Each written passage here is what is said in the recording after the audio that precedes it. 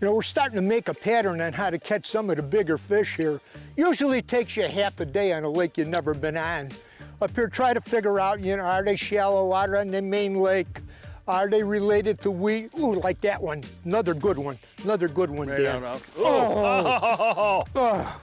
We just came off of a double. I just dumped that one on the all-time favorite X-Rap, which is one of the baits. You come up in this part of the world, you never come up here without an X-Rap on, along with a handful of other baits that are, you know, known. There's another one. Known fish producers. Oh. I mean, whoa, boy, they are going Jeepers. nuts. Holy smokes. I gotta put a swim bait on. Man. Well, I'm landing this one. You see this? I was hooked with an X-Rap. I just had to patch up my finger. Oh, Danner, this one is not a monster. But there's like 3 and 3 casts in there. This lake is proven to be everything we heard it to be. Top. Yeah, finally I got one on the tippity top. Took me a while, but yes, Al, tip top.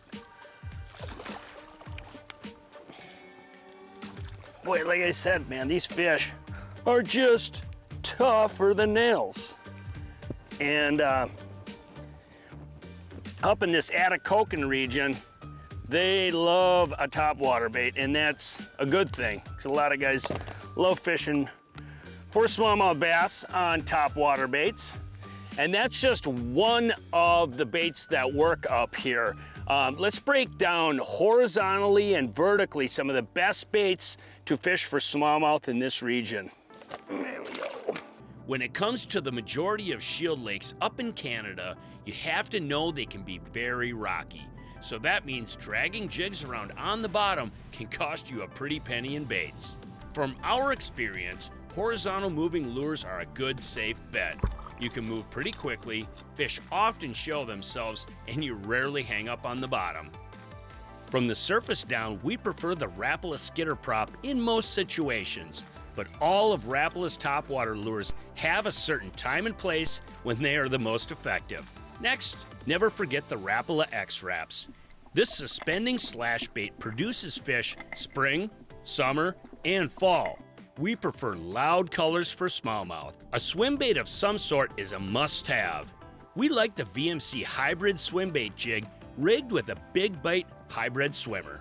You can fish this from the shoreline to mid-depths, all the way out off the break. Simply adjust your retrieve speed. Fourth would be a Terminator stainless steel spinnerbait. This allows you to fish in and around any soft or hard cover with ease. Fifth is the Silent Killer, a VMC Marabou jig. We have been using this elegant little jig for years to catch giant bass. You simply cast it out and reel it in nice and steady. The less you do, the better it works. It's that simple. Now, if you have to fish vertical, there are 3 go-to presentations. First off is the VMC Spin Shot with a tungsten weight. This allows you to stay as vertical as possible and keep bait right in the strike zone. We love to fish a Big Bite Smallie Smasher on this setup.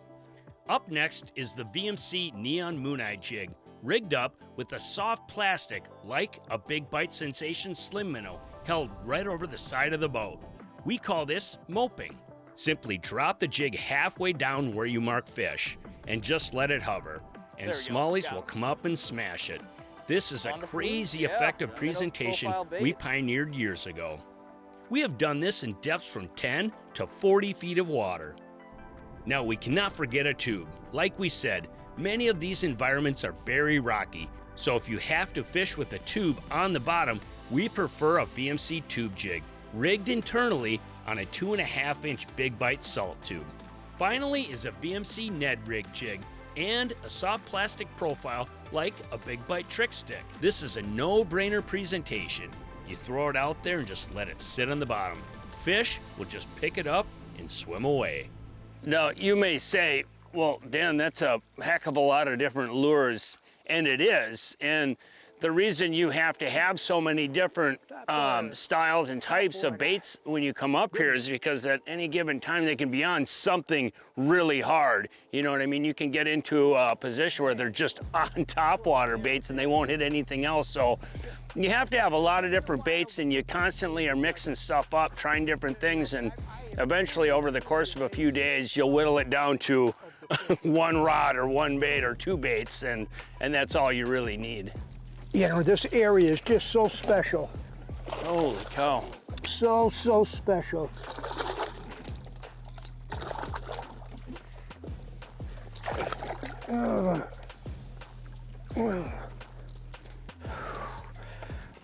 Man. Do you got your Bubba players? Yeah. You know, we've been bombing rocks, we've been bombing broken rock, we've been bombing weed beds. And this weed bed we're in now, this baby's got some old marks on old battle worn. You know, just a phenomenal trip. I am so glad we came up here to do this. And we're just learning the water a little bit. There's a big bunch of these fish. This particular system we're on, I'm a little bit surprised at how heavy the weed beds are. You know, they're really dense, big, massive weed beds. You know, and they said that this doesn't normally get this weedy, but you got a real low water year, and they get in these massive beds, and you just cover water. You just cover water. But it pays off big time. What is that? Yeah, what is that? Oh. Oh. It looks like a smallie. Oh, that's... It is a smallie. Get in there, he'd missed it. They got it that time. Big smallie, Yeah, too. it's a big one. Oh, this guy's got a little bit of... Got some shoulders. Yeah, he does got some shoulders. He was in there just smashing stuff around. I don't know what he was, whoa, this guy, holy cow, that's what I was talking about, man. These fish love weeds, and sometimes you can't beat it. Oh, wow, look at that. Holy cow. That is so much fun, man. That is like topwater fishing for smallmouth in the weeds. It is like heart-stopping. You see these fish busting around chasing stuff up there, you throw it on top of them and they come at it like an MX missile. It's crazy.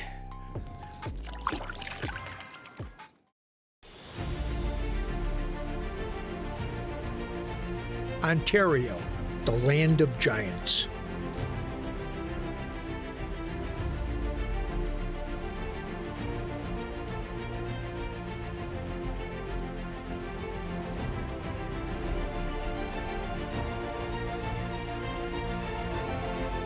Hey, you just gotta visit Sunset Country.